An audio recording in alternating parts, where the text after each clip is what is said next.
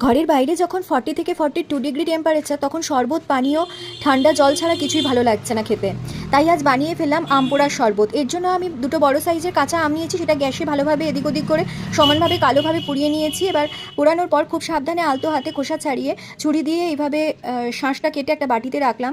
তাতে 6 থেকে 7 চামচ তালমিছরি দিয়েছি, আর দিয়েছি হাফ চামচ বিট নুন, তাতে দিয়েছি পুদিনা পাতা, আর এই সব কিছু একসাথে মিক্সার গ্রাইন্ডারে পেস্ট করে নিয়েছি।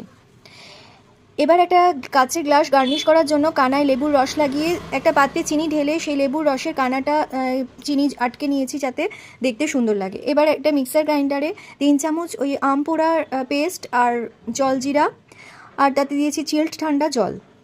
সেটা মিক্সার গ্রাইন্ডারে একটু ব্লেন্ড করে নিলেই তৈরি আম পোড়ার শরবত। এটা খুব গরমে শরীর ভীষণ ঠান্ডা রাখে, ছোট বড় সবাই খেতে পারে, খেতেও সুন্দর আর ভীষণই স্বাস্থ্যকর।